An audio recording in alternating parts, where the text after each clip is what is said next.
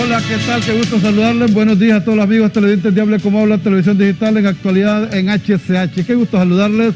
Hoy es 2 de mayo de 2021. Ayer se ha conmemorado el Día del Trabajador a nivel internacional. Todo esto, pues a nivel de todo el continente americano, Estados Unidos y varios países del mundo. Inclusive en Francia habían ayer algunas manifestaciones.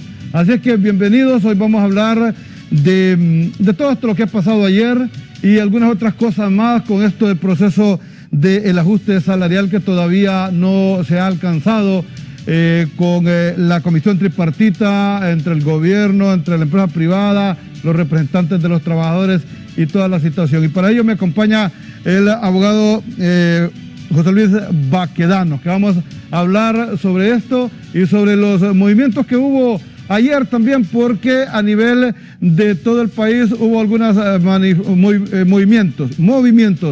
Mucha gente lo maneja como marchas y todo, es movimiento, porque marchan los militares, los que andan uniformados y armados, ellos sí les corresponde marchar. Nosotros los civiles nos manifestamos y ayer hubo una manifestación pese a todo el movimiento de la pandemia de la COVID-19, pues se observaban ralas la manifestación, pero es por lo mismo que había distanciamiento y creo que eso es bueno. Abogado Baquedano, qué gusto saludarlo, bienvenido a Actualidad en HCH. Muy buenos días y gracias, mi estimado amigo. Es un placer estar acá.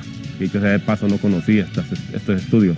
Primera vez que estás por acá, ¿verdad? Primera vez que vengo por acá. Había estado en los estudios que estaban allá por... Bueno, pues por bienvenido a al edificio de HCH Televisión Digital, abogado. Un gusto. Efectivamente, ayer era un día importante para los trabajadores en todo el mundo, no solo en Honduras. Lo que tú decías, los trabajadores no marchamos, nosotros nos movilizamos y nos manifestamos en las calles, porque decíamos que el 1 de mayo de este año ha sido un año atípico, una movilización atípica también. Las centrales hicimos una convocatoria voluntaria y abierta, pidiendo el distanciamiento social, todas las medidas de bioseguridad, y bueno, al final de cuentas logramos el objetivo. Hubo movilizaciones en Choluteca, hubo en Ceiba, hubo en Cortés, hubo en San Pedro Sula una movilización masiva, hubo en El Progreso, en Choloma, en Villanueva, en diferentes ciudades importantes. En Olanchito miraba una buena movilización también. En diferentes ciudades los trabajadores se movilizaron, acompañados por otras organizaciones y por el pueblo hondureño. Y aquí en Tegucigalpa no fue la excepción, ¿verdad? Ahí nos concentramos a partir de las 6 de la mañana en las inmediaciones de la granja, donde nos movilizamos hacia el Parque Central, donde se le dio lectura al planteamiento único de las 3 centrales obreras. Los sindicatos que estaban ahí, las mismas organizaciones magisteriales, pues llevaban un grupo representativo, porque no queríamos una masiva movilización por el riesgo que sabemos que estamos corriendo en este momento por el tema de la pandemia, que es un riesgo. Entonces la gente fue disciplinada, los sindicatos llegaron con sus grupos de 10, 15 de trabajadores, porque la idea, yo recalco, no era tener esa movilización masiva como hemos tenido en años anteriores, antes de la pandemia, del 2019 para atrás. Entonces vimos que la gente llegó, la gente está indignada en este momento en el país, la gente quiere movilizarse. Yo creo que la gente le tiene más miedo al gobierno que al COVID, porque el gobierno es responsable de la crisis que estamos viviendo los hondureños día a día. Eso es lo que nos tiene en este momento en una situación calamitosa, en una crisis humanitaria, en una crisis de salud, en una crisis económica. Y toda esta situación que estamos viviendo en el país ha motivado que muchos hondureños y hondureñas hayan tenido que huir de Honduras en ese éxodo masivo, con sus hijos, con sus tiernos, con personas de tercera edad, jóvenes, migrando hacia otros países buscando una oportunidad, porque no la hay en Honduras, no hay empleo, mucha injusticia, mucha exclusión social, mucha inequidad, la corrupción también es otro aspecto, no hay empleo y la gente tiene que darle de comer a sus hijos y eso obliga a que la gente se movilice hacia otros países buscando, como decimos aquí, el sueño americano, pero en esa búsqueda del sueño americano muchos pierden la vida, muchos sufren accidentes, muchos se pierden, muchos son secuestrados y ese tipo de cosas que poco o nada le importa a los políticos de nuestro país. Al político lo que le interesa es el tema de las remesas, porque desgraciadamente, hay que decirlo así, la economía nuestra depende de las remesas de nuestros compatriotas que están, llámese España, llámese Estados Unidos o cualquier otro país, donde laboran y mandan dinero para que su familia también pueda sobrevivir y subsistir en nuestro país. Esa es la triste realidad que tenemos. Entonces, todo eso nos obligó a movilizarnos el día de ayer. Y no digamos el tema de las vacunas, que es un tema importantísimo para el pueblo hondureño. Somos el último país en el mundo que no hemos podido avanzar con el tema de las vacunas. No sabemos qué es lo que está pasando, nos mienten que venían en enero, que venían en febrero, que venían en marzo, que venían en abril, ahora dicen que vienen en mayo, y así sucesivamente nos están llevando, y mientras tanto el pueblo hondureño se está muriendo día a día, valiosas vidas. Hemos visto que muchos, y la gente que está perdiendo la vida, son esos trabajadores que tienen que movilizarse de su casa hacia su trabajo. Tienen que tomar un bus, esos buses que también son irresponsables, esos buceros que van saturados de gente. La vez pasada, hace poco vi un bus que la gente iba hasta guindada, pegados unos con otros. Todo eso es un riesgo y el gobierno no ha tenido la capacidad, una, de hacer controles en ese sentido, y lo otro es, si se ha dado un mal manejo de la pandemia, hay que reconocerlo, ¿verdad? Sabemos que el año 2020 fue un año atípico, el 2021 sigue siendo un año atípico. El tema de la pandemia ha hecho estragos en el mundo y no digamos en nuestro país. El tema de los huracanes, que también destruyó toda la infraestructura del país, carreteras, viviendas, mucha gente perdió la vida, muchos trabajadores perdieron sus familiares, muchos trabajadores también perdieron la vida. Todo eso tiene en una situación de una crisis humanitaria a todos los hondureños. Bueno, muy buena la introducción del abogado José Luis Baquedano, dirigente obrero, un hombre que ha estado siempre muy de cerca del trabajador. Estas manifestaciones de ayer, pues él ya lo recalcaba, que es un malestar que hay en la ciudadanía, en el trabajador. Él hablaba de desempleo. Hablar de la tasa de desempleo es bien complejo, porque algunos dicen que hay más de 1 millón de personas desempleadas, otros que 800,000, otros que 1,5 millones. O sea, nadie tiene una cifra exacta de cuántas personas activamente que pudiesen laborar están desempleadas. Pero ¿qué hay desempleo? Eso no es de hoy, de ayer ni de anteayer, sino que ha sido de siempre en nuestro país el desempleo, uno de los flagelos más grandes que tiene el hondureño, porque cuesta conseguir empleo, cuesta entrar a una fuente de trabajo. Y algo más, muchas personas consiguen trabajo, pero que no se les respeta el salario que deben de ganar. Y ese es uno de los aspectos, por eso la masa trabajadora, los obreros, se manifiestan, porque ¿de qué sirve? Que siempre lo hemos hablado con el abogado Baquedano y con todos los amigos de las centrales obreras, Daniel Durog, Hilario Espinosa, toda la gente que está dentro del conglomerado que representan a los obreros, porque año con año se vienen haciendo ajustes salariales, año con año se viene que se debe dar un ajuste salarial a partir del 1 de enero. Antes del 2020 se habían logrado algunos ajustes salariales, creo que hubo uno por 3 años y hubo otro por 5 años. Por 5 y por 2. Por 3 años y uno por 2 años. Creo que hubo dos negociaciones muy buenas. Creo que esas fueron muy acertadas en este tipo de negociaciones. Pero hoy, ya para el 2021, estamos ya iniciando el 5º mes del año y todavía no se llega a un ajuste salarial. Estamos, ajuste salarial versus desempleo, abogado Baquedano, un flagelo fuerte en nuestro país. El tema del desempleo es terrible en Honduras. Buenos días. Yo voy a plantear datos así más o menos. Antes de la pandemia andábamos alrededor de 1 millón, entre 1,5 millones más o menos de hondureños desempleados, antes de la pandemia, y alrededor de 2 millones de trabajadores del sector informal de la economía. Eso quiere decir que si hacemos comparaciones en cuanto a datos estadísticos, 75% es informalidad en el país y 25% es formalidad. Es el empleo formal, que día a día tiende a decrecer, y máxime con la pandemia y con los huracanes, muchos trabajadores han sido despedidos y suspendidos. Entonces el que está creciendo más es la informalidad y el éxodo masivo de hondureños y hondureñas.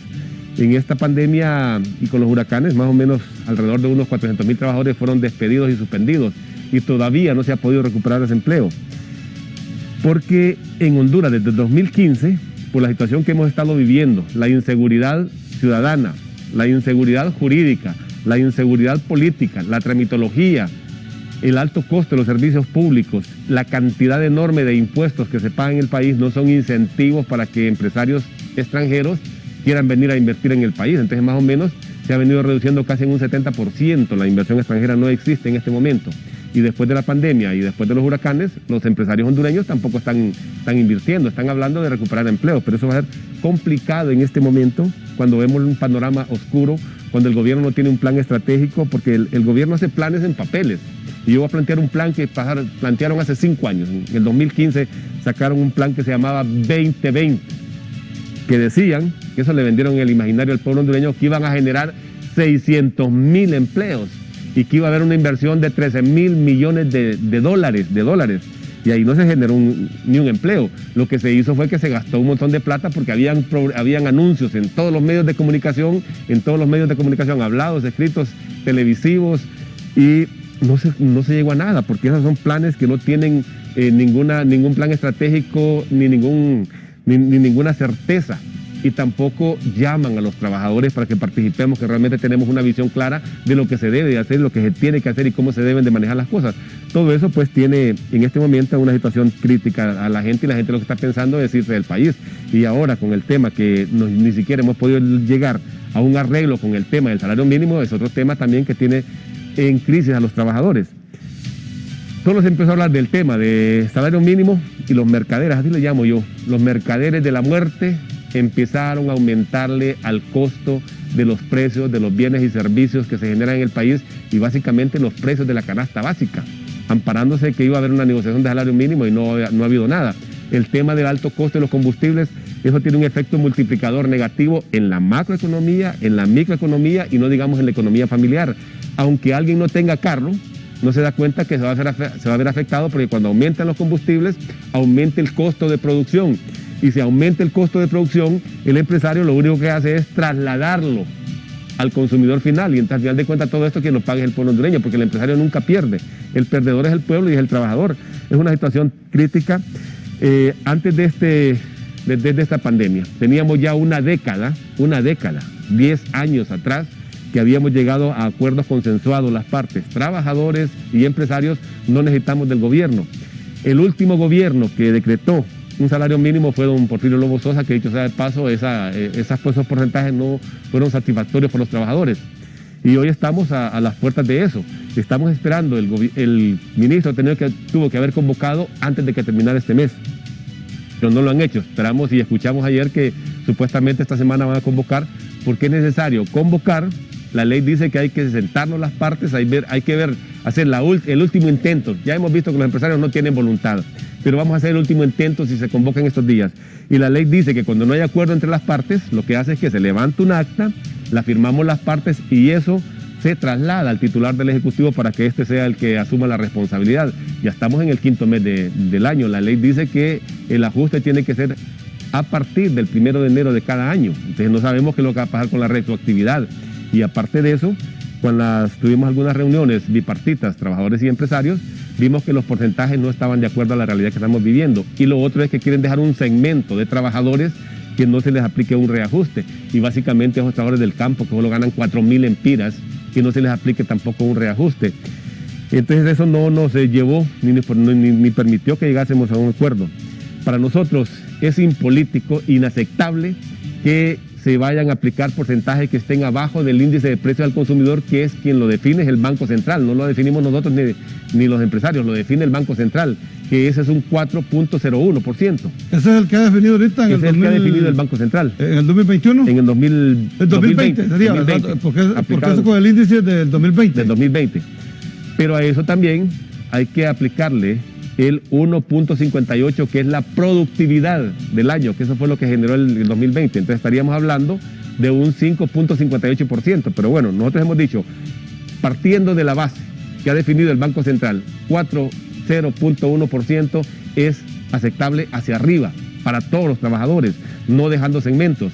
Nosotros hicimos una propuesta que andaba entre 4.01 hasta un 8.50 y ahí la hemos venido modificando hasta llegar hasta 6 y 4.01.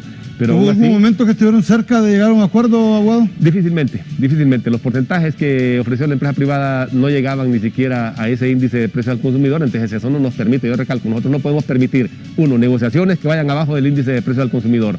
Dos, no vamos a permitir que se deje un segmento de los trabajadores fuera de la negociación de salario mínimo y que no se les vaya a hacer un reajuste. Entonces todo eso no permitió que pudiésemos avanzar. Solo vamos a hacer un alto, abogado, seguiremos hablando de esta situación porque se vuelve un pueblo conflictivo. Vamos a dar este informe especial aquí en HCH Televisión Digital. Este es un informe especial.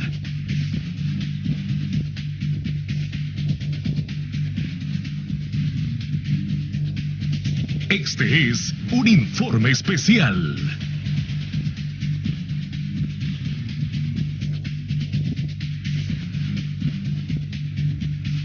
Este es un informe especial.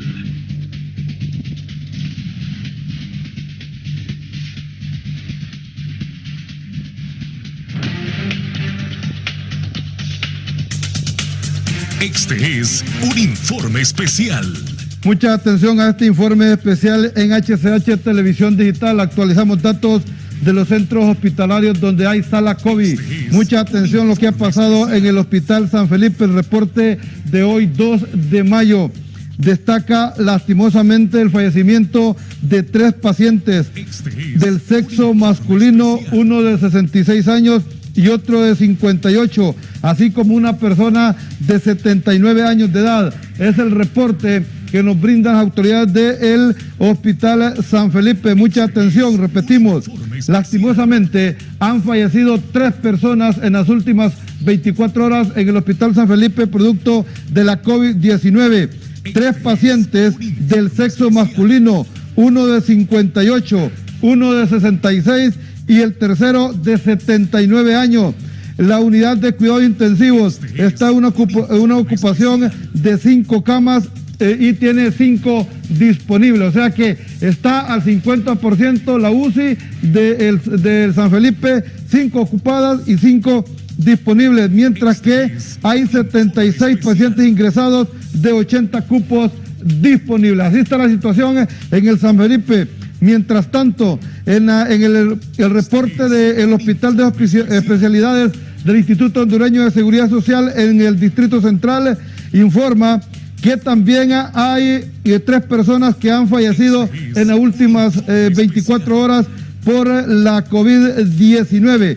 3 personas más se reportan muertas en la sala de COVID del Instituto Hondureño de Seguridad Social aquí en Tegucigalpa. ¿Y cómo está la sala de ocupaciones? Dice que hay que están ocupadas 184 diferentes salas de la COVID-19, 13 pacientes en la sala crítica, oiga bien, 13 pacientes en la sala crítica y 208 pacientes por otras enfermedades, o sea que siempre las salas de la emergencia del Hospital de Especialidades del Instituto Hondureño de Seguridad Social siempre están llenas. Así es que en este informe especial les damos que tanto en el Hospital San Felipe han muerto 3 personas del sexo masculino y en el Hospital de Especialidades del Instituto Hondureño de Seguridad Social son ya 3 personas que van en el mes de mayo. Es un informe especial. Solo que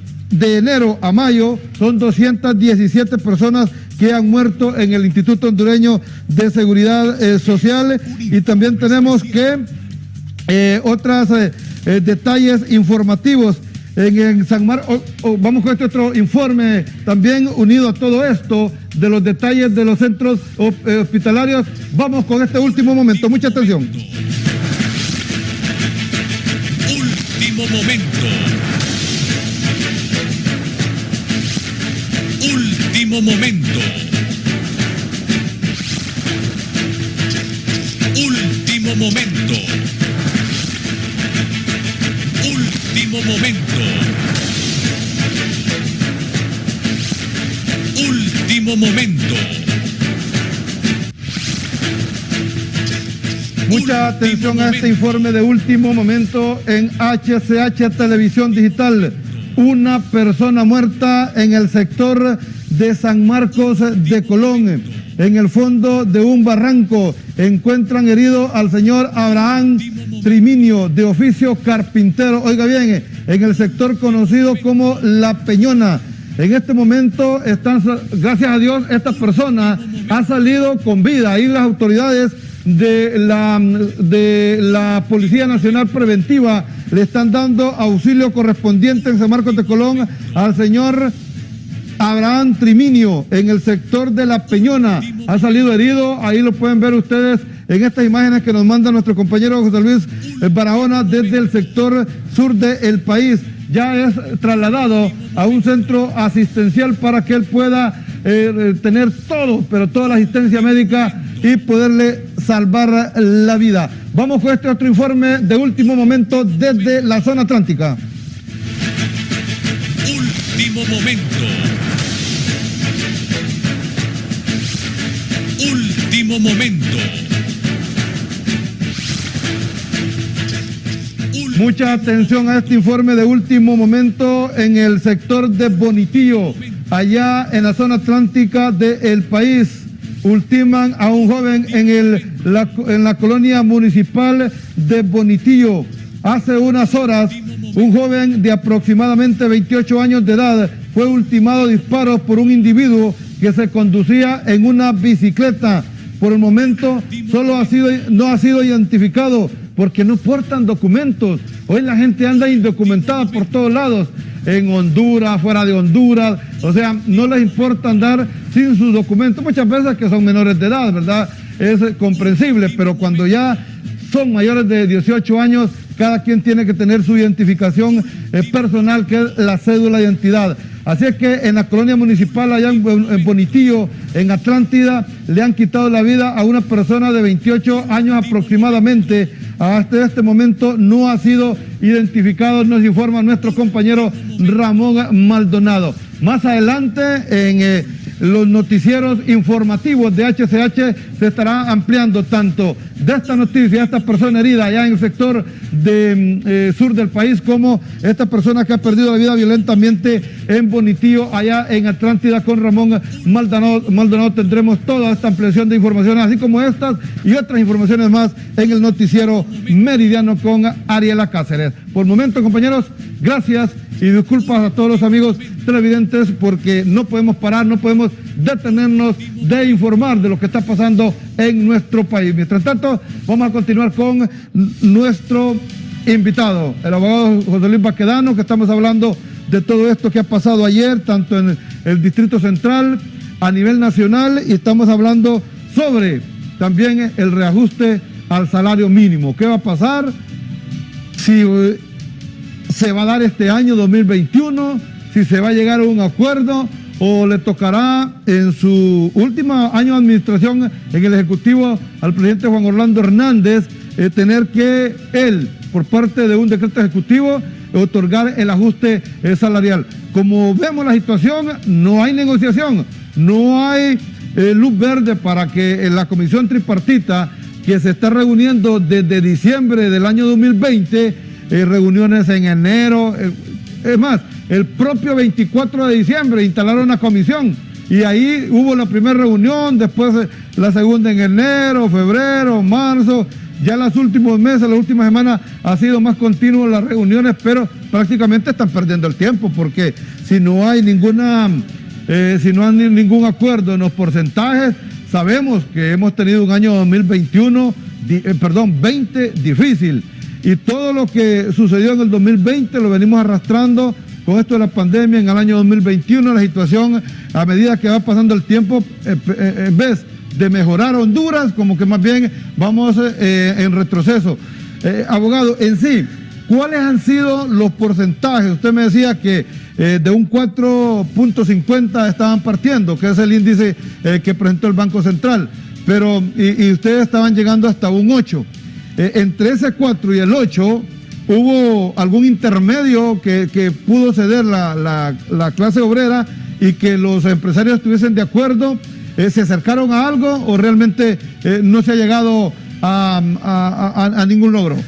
Antes de seguir con ese tema, me llama la atención esto de los muertos con COVID, por COVID. Ajá. No hay reporte de los hospitales privados, también atienden pacientes. Sí, Nunca sí, han sacado un eso ha reporte. sido una situación que siempre la hemos estado nosotros pidiendo, pero sí hay en un momento que SINAGER tiene un informe.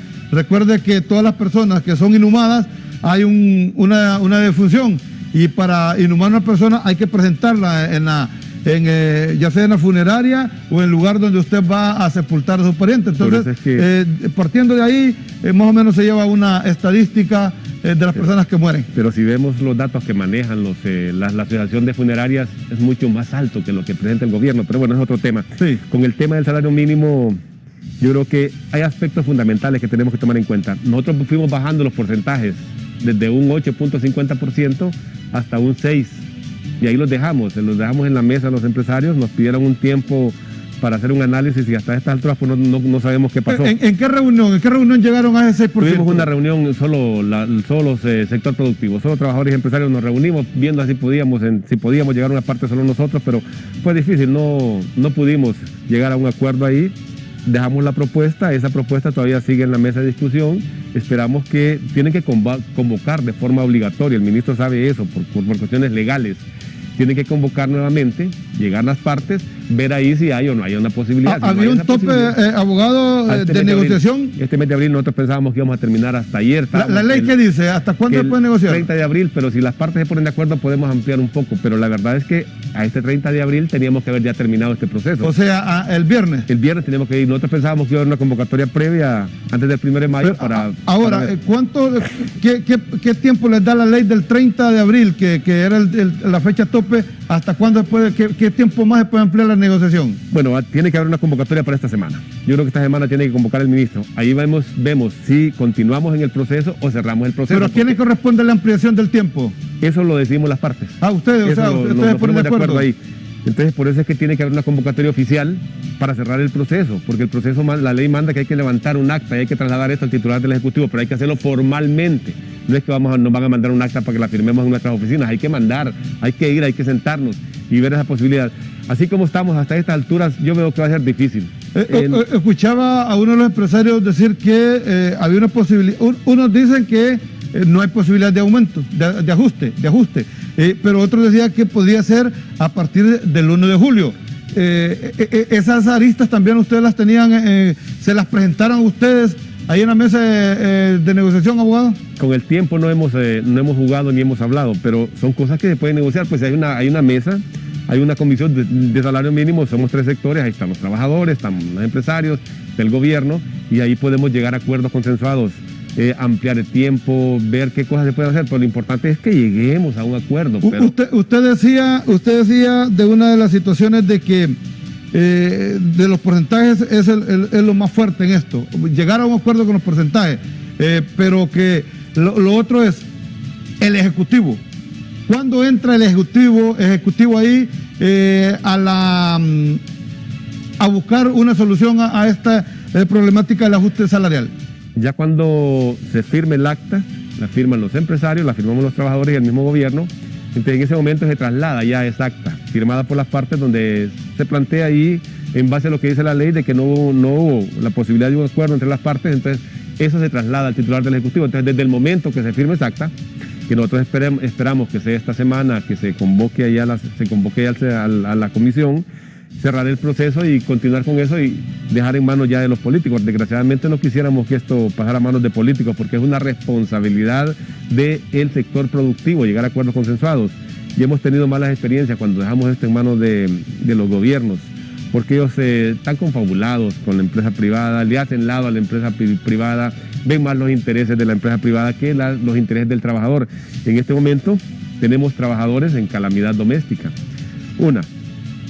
Antes de la pandemia, los trabajadores no tenían que estar gastando dinero en medidas de bioseguridad, llámese mascarilla, llámese gel y todo lo que se necesita para él y para su familia, no solo es él, porque los empresarios ni siquiera de eso dotan a los trabajadores, de las medidas de bioseguridad. Eso tiene un alto costo en el salario del trabajador. Luego, el tema de estar comprando internet todos los días, pues llámese 25 lempiras, 50 lempiras para que sus hijos se conecten. Y aparte de eso, tiene que comprar un teléfono. Y si son 5 cipotes, tendrá que tener 5 teléfonos. ¿Y cómo los va a comprar? Entonces, por eso hemos visto que una cantidad enorme de niños y niñas no han podido terminar el proceso educativo, porque eso tiene un costo en el salario del trabajador. Tema de las medidas de bioseguridad, tema del internet para que sus hijos estén conectados a la plataforma, ese es otro costo que no lo tenía el trabajador presupuestado, que va sobre el salario del trabajador. Todos tienen que tomarlo en cuenta los empresarios, deberían de tomarlo en cuenta también el gobierno. Ahora, abogado, usted también hablaba de que un sector lo quieren dejar fuera. ¿Cuál es el sector que quieren dejarlo fuera sin esta posibilidad del reajuste salarial? Directamente, ¿quiénes son? Están hablando de aquellas empresas que tienen entre de 1 a 150 a 50 trabajadores, dicen que eso no pueden entrar. Entonces, ¿qué pasa? Por ejemplo, una gasolinera solo tiene 5 o 6 empleados, ¿no? Pero ¿cuánta utilidad tiene una gasolinera? No, pero pues tener 5 empleados en una estación. Y ese empresario tiene hasta 4 o 5 estaciones de distribuidores de combustible. Y las gasolineras no pueden venir a decir que no trabajaron porque eran las que más tuviesen posibilidad de estar laborando durante todo el año 2020. Cada gasolinera la tienen individualizada como que si fuera una microempresa, con 5 o 6 trabajadores. Esa es otra cosa, ¿verdad? Y otra cosa es que muchas empresas grandes han hecho una holding, han ido dividiendo las diferentes empresas en departamentos. Entonces ya tenemos que se van convirtiendo también en microempresas y eso no puede ser, ¿verdad? Esa es una de las cosas que nosotros no hemos aceptado, de que se deje un segmento. Es que no se puede dejar por fuera a nadie. Habría que ver la situación de algunas microempresas que sabemos que sí tuvieron dificultades. Eso hay que analizarlo. En todas las negociaciones que hicimos los años anteriores, siempre le dimos preferencia a la microempresa. Por eso los porcentajes más bajos siempre se le han aplicado a la microempresa. Hoy podemos hacer lo mismo, pero siempre que encontremos esa disponibilidad y esa voluntad política de parte de los empresarios, porque no es queriendo imponer que se den porcentajes abajo de lo que establece el IPC, que se dejen trabajadores por fuera, el sector agrícola que no entre, donde más cara es la alimentación es en el campo, a pesar de que ya se produce, viene a las ciudades y de las ciudades regresa al campo ya con otro costo. Todo eso no permitió que hubiese una negociación en ese sentido. Lo otro que hay algunos aspectos que hay que tomar en cuenta. El gobierno ya negoció un reajuste de salario para los empleados públicos para este 2021. ¿Y entra en vigencia a partir de cuándo? De este mes de junio. Ya el mes de junio tiene que hacer efectivo ese Pero esto reajuste. Estaba negociado desde el año 19, ¿verdad? Ya estábamos desde febrero. Ya estaba la pandemia en el mundo, pero se negoció antes de que en Honduras entraran ya en marzo ya en serio. Y luego la maquila que ya había negociado años anteriores, ya tiene un reajuste de salario aplicado para el 2021, que ya más bien lo están pagando. Entonces son aspectos que se deben tener ¿La maquila, abogado, por cuántos años se hizo la negociación del ajuste salarial? Negociaron por 5 años. 5 años, o sea que este sería el 2021 sería el primer año. Sería el segundo. El segundo, 2020-2021 ya entró en esta negociación. O sea, ellos negociaron en el 2019 5 años. 5 años. O sea que ya el reajuste ya lo tienen ellos 2020-2021, pero estarían 3 años. 3 años más. Y eso, cuando negociábamos por 2 o 3 años, fue una ganancia para los trabajadores. Hubo un año cuando la inflación no pasó ni del 3%. Y en la negociación se deja una cláusula de salvaguarda que dice que si la inflación baja de un 4 hacia abajo o sube de un 8 hacia arriba, hay que revisar. ¿Se revisa hacia arriba o se revisa hacia abajo? Donde los empresarios dijeron, bueno, entonces sí teníamos porcentajes de 8% y la inflación no pasó del 3%. Entonces dijeron los empresarios querían que rebajáramos esos porcentajes al 3% y no permitimos, y esa fue ganancia para los trabajadores porque la inflación no llegó a 3% y los porcentajes negociados eran en un 8%. Entonces esa fue una ganancia, esa es una de las grandes ventajas que hemos tenido cuando hemos negociado por diferentes años. Eso es lo que pasó con los compañeros de la maquila, que negociaron muy bien, han hecho esas negociaciones y hoy tienen asegurado todavía 3 años más de negociación. No sabemos qué va a pasar en el panorama económico en el país, pero los trabajadores de la maquila ya tienen asegurado su porcentaje que andan hasta en un 8%. Muy bien. Bueno, vamos a separarlos unos 2 minutos, vamos a hacer una pausa comercial y vendremos con más detalles informativos sobre esto del 1 de mayo, qué logros se van a obtener después de la movilización, si esta es una camisa de fuerza para lograr la negociación del salario, del ajuste al salario mínimo, o realmente vamos a seguir como estamos, prácticamente paralizado en todo esto, que no hay ningún acuerdo. Pero esto lo estaremos hablando después de la pausa comercial aquí en Actualidad en HCH. La pausa, volvemos.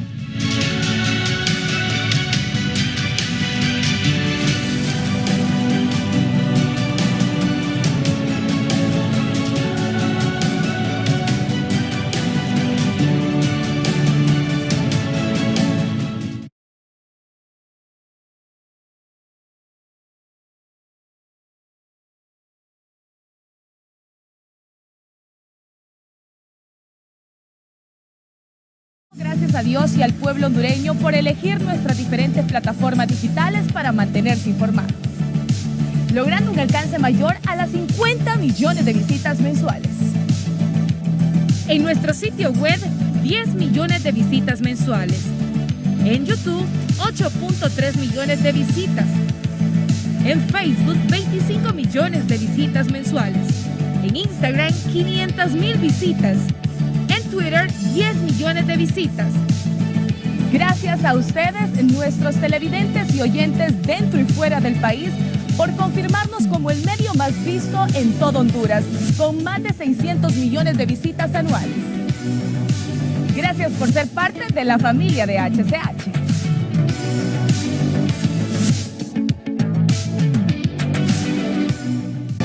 Desde el lugar de los hechos, soy Nelson Sorto. Cualquier hecho policial en su barrio o colonia, repórtelo al teléfono 9455-0526. Con la más completa cobertura nocturna en la móvil de emergencia de HCH. Comuníquese al 9945-8703.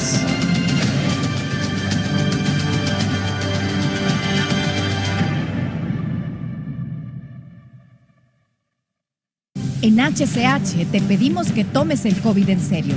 Sal de tu casa solo si es estrictamente necesario. Recuerda, es por tu salud y la de tu familia.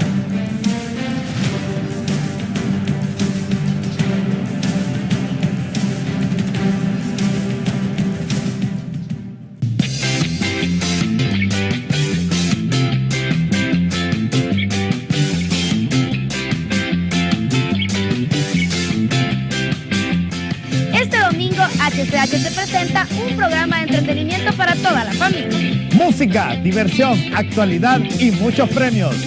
Que no se acabe el domingo de 3 a 5 de la tarde solo en HCH. Patrocinan Bumblebee, Maseca, Loto, Ficosa, Lin, Supermercados La Colonia.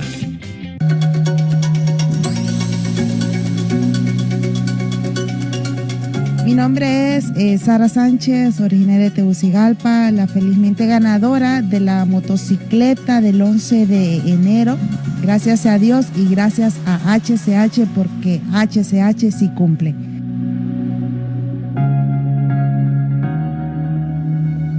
Estoy muy feliz, muy contenta por haber recibido este grandioso premio.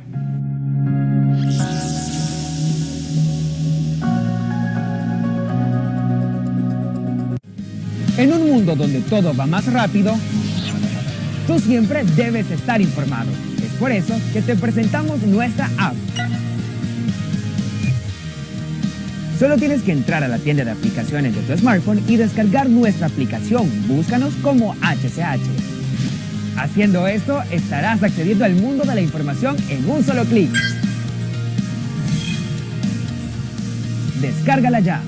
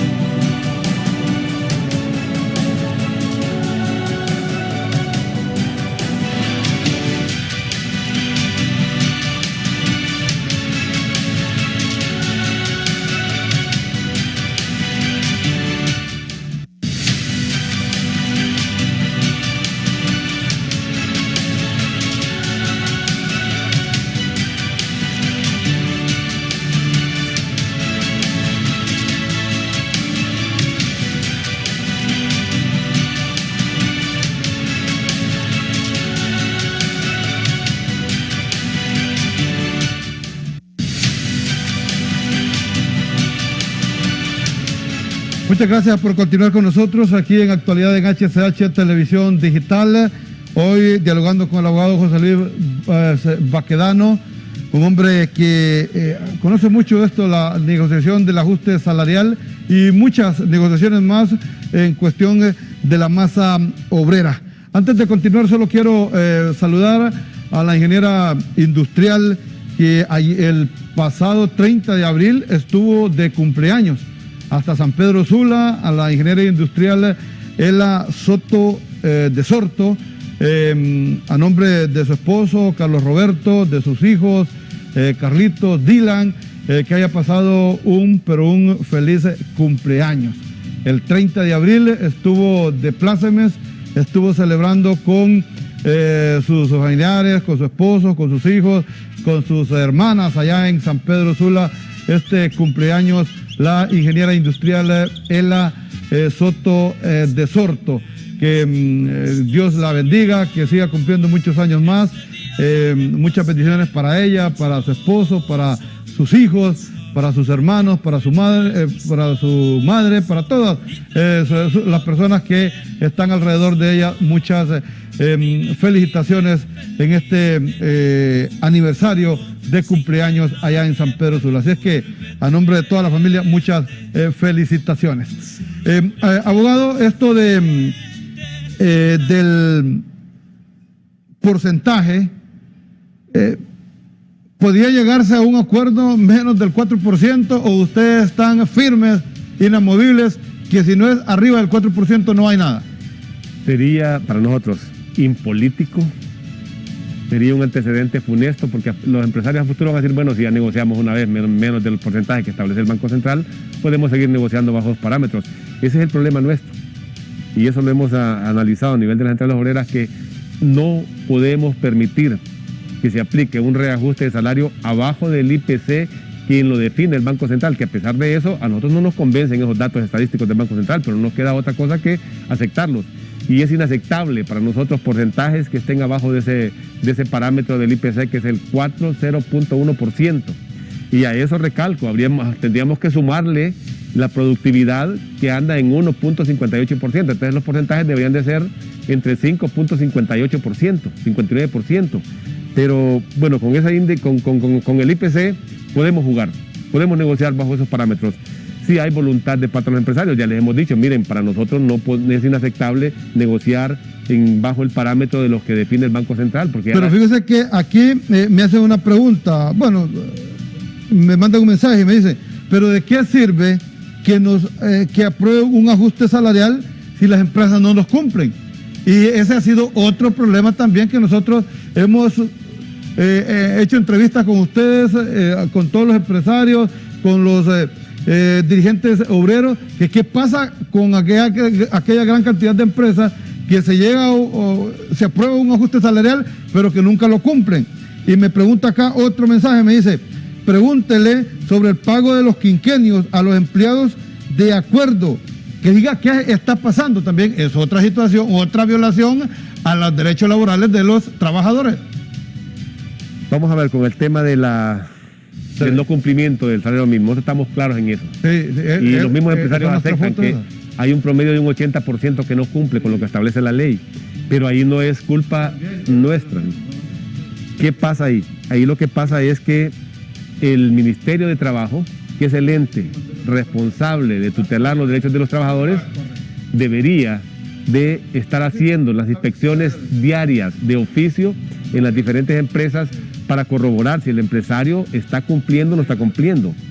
Ya existe, que es una buena ley, la ley de inspección laboral, que antes los empresarios les valía un comino vulnerar el Código de Trabajo. Pero es que los inspectores se venden con los empresarios. Todo eso hay que denunciarlo. Bueno, pero es que yo creo que ya no caben las denuncias en los buzones ahí en la Secretaría de Trabajo, abogado. Y no hacen nada, ese es el problema, que vemos inactividad y complacencia. Ustedes siguen manejando siempre un 67 a 70% de las empresas que no cumplen con el pago del salario mínimo. Y lo hemos denunciado ante el ministro de Trabajo, ante el inspector general, porque antes de que existiera una ley de inspección laboral, las multas iban de 200 a 5.000 empiras. Entonces era más fácil no cumplir con los derechos laborales de los trabajadores y pagar una multa de 200 lempiras y no pasaba nada. Ajá, pero Hoy la es OIT, diferente. ¿qué hace en ese aspecto? Bueno, ¿No tienen el respaldo de ellos? Es ahí.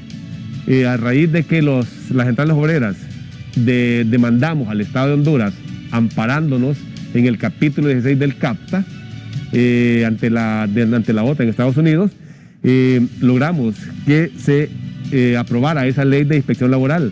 Ahora las cosas son diferentes, las multas van arriba de 200,000 lempiras, pero aparte de eso, la ¿Pero ley quién multan? manda ¿A la empresa o al Estado? a la empresa. En este caso, en el caso de, bueno, si es una violación, amparándonos en el capítulo 16 del CAPTA, a quien multan es al Estado, no es a la empresa.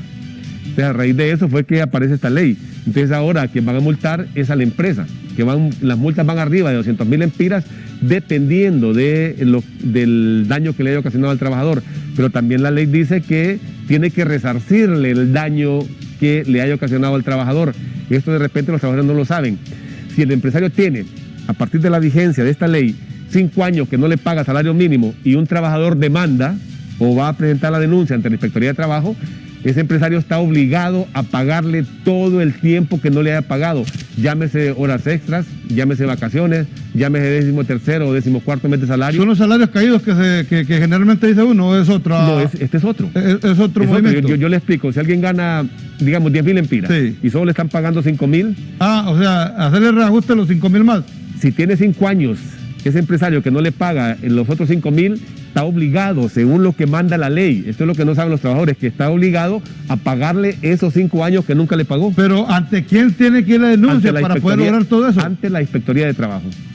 Por eso es que... Pero ahí en la Inspectoría del Trabajo tienen cientos de denuncias que para que llegue la de un trabajador y le dé seguimiento a abogados, si no hay inspectores para supervisar las empresas, no digamos para darle procedimiento a esto. Pero ahora ya está aquí la parte que ¿Usted tiene conocimiento que alguna empresa ya haya sido sancionada? Bueno, hay muchas empresas que el Ministerio ha hecho lo que corresponde. Aquí tenemos otro problema, que la Procuraduría General de la República dice que no hace los cobros cuando ya le imponen la multa porque van a ahuyentar la inversión. Qué bonito, ¿verdad?, lo que plantean ellos. Pero sí hay que permitir que al trabajador no le cumplan con sus derechos. Ahí hemos denunciado eso, que muchas empresas, el Ministerio hace todo el procedimiento, pero ellos lo trasladan a la Procuraduría General de la República para que ésta proceda a cobrar esas multas, pero tampoco lo hacen. ¿No será que es mucho protocolo para llegar a estas acciones, abogado? Ya cuando se está en esa fase, que ya se hizo todo el proceso, las inspecciones, el levantamiento de actas y todo, ya se corroboró que hay una violación a los derechos laborales, y ahí lo que procede es, se firma el acta y eso se traslada a la Procuraduría General de la República para que ésta proceda a hacer el cobro correspondiente y exigir que le paguen al trabajador. Muchas de estas cosas pasan porque los trabajadores tienen miedo de ir a la Inspectoría de Trabajo o de ir al Ministerio de Trabajo a presentar la denuncia. Porque se denuncia también, entonces lo que pasa es que lo van a despedir. Lo despiden y ese despido es un despido ilegal, es un despido injusto, que no está amparado en el artículo 112 o 114 del Código de Trabajo, no tiene ningún fundamento de derecho para despedirlo. Eso también es otra violación al derecho del trabajador, que porque haya hecho una denuncia lo despidan. Eso también es objeto de otra multa y otro proceso en contra de la empresa, pero la gente tiene miedo. Pero hay otro sector, abogado Baquedano, que también los critica a los que están negociando por parte de los obreros, porque es que también se venden con el Estado o se venden... hablando de manera literal, que la gente así lo maneja, que se venden o venden a la clase obrera y que se ponen de parte del gobierno, de parte de los empresarios, y que al final salen abrazados, fumando la pipa de la paz, y que todo aquel tiempo que se perdió en negociación, mejor no lo hubiesen representado. Usted que ha estado ahí, ¿realmente hay algún dirigente obrero que le juegue sucio a la masa trabajadora? Que yo conozca, históricamente he estado en estos procesos, jamás, por lo menos a mí nunca me han ofrecido un peso y tampoco lo voy a aceptar, pero tampoco me he dado cuenta que le pagan o le dan a alguna canonjía o algún compañero. No, ahí somos responsables y actuamos con toda responsabilidad porque asumimos un compromiso. Aparte de eso, podemos ser sujetos de una demanda tanto administrativa como civil, como también penal, si incurriésemos en un caso de esos a aceptar dinero para no negociar los porcentajes que tienen que ser.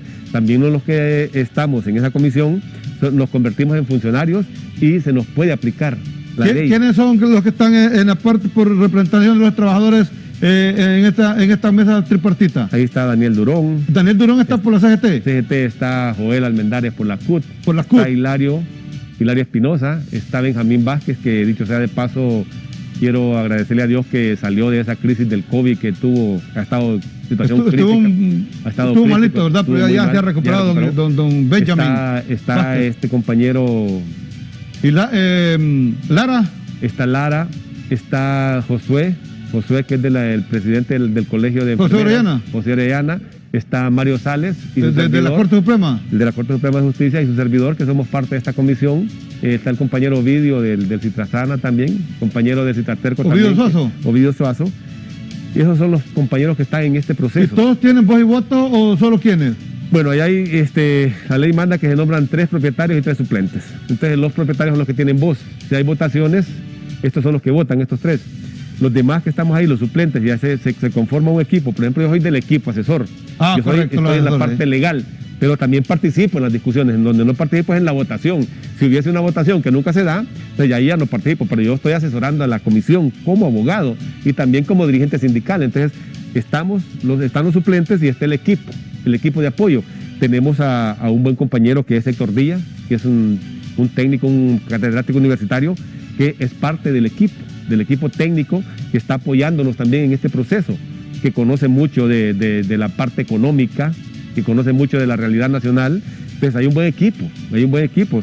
Y yo recalco, las negociaciones que se han hecho han sido buenas negociaciones. Ok, abogado, tengo un minuto. En un minuto, lo que se hizo ayer, la movilización que se hizo ayer, ¿cree que puede servir para que el empresario se dé cuenta que la clase obrera está activa y que esté exigiendo que se cumplan los puntos que se firman, especialmente la llegada de la vacuna, las medidas de bioseguridad y también el ajuste salarial? Es importante la movilización que se dio el día de ayer. Eso refleja que los trabajadores o el pueblo hondureño no le tiene miedo al COVID, que hay que tenerle miedo, hay que tener todas las medidas de bioseguridad, pero le tiene más miedo al gobierno con las acciones que está tomando en este momento y le tiene más miedo a los empresarios que no quieren cumplir con la ley. Así es que esperamos que esta movilización del 1 de mayo pues sea la apertura del movimiento sindical para continuar en este proceso. Ya esta semana el sector magisterial se va a manifestar en todo el país en defensa del IMPREMA. Igual tenemos que hacerlo de los empleados públicos, si es el caso, si se está poniendo en riesgo los fondos de los institutos de previsión. Y el magisterio desde hoy están convocando, desde el 1 de mayo están convocando, desde la semana pasada están convocando a todo el magisterio, activo y no activo, para que se movilice en todo el país para ir a defender ese instituto tan importante que es de los maestros, que es el IMPREMA, igual el caso del IMPREUNA, igual el caso de los trabajadores del sector público con el INJUPEN. Hay movilizaciones en ese sentido.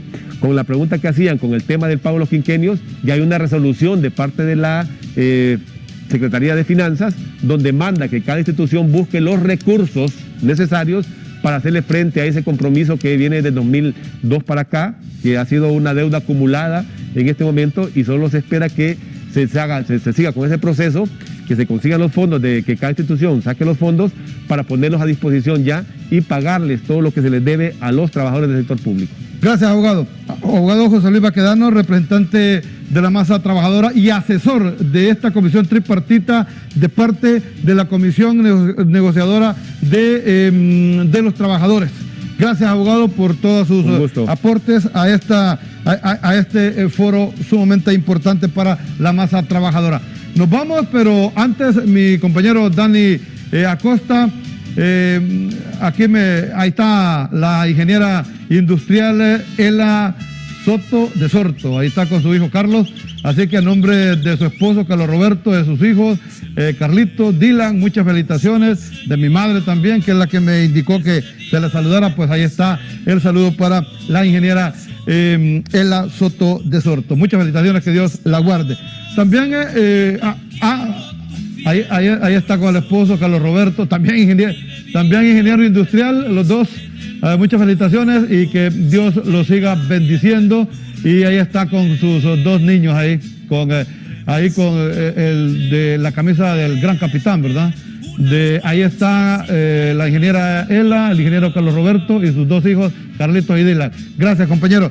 Pero también, quiero lamentar profundamente la muerte de un gran maestro, un gran catedrático del Instituto Federico C. Canales, allá en Jesús de Otoro, el profesor Héctor Avelino Gómez. Murió a mediados de esta semana. Quiero enviarle a toda su familia, a sus hijos, sus nietos y a todos los amigos, exalumnos de él.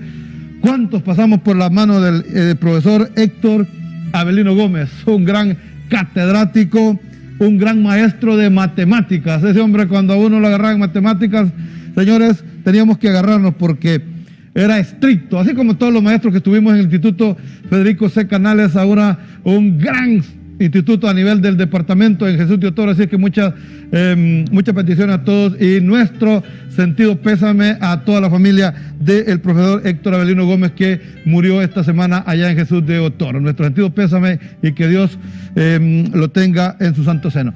Bueno, gracias a todos, gracias compañeros, gracias abogado José Luis Paquedano. Los esperamos el próximo domingo en punto de las 10 de la mañana. No se separe porque viene nuestro compañero Luis Enrique Vázquez con toda la información a nivel de todo el país. Con permiso, que Dios lo bendiga. Lo mejor de Dios está por venir.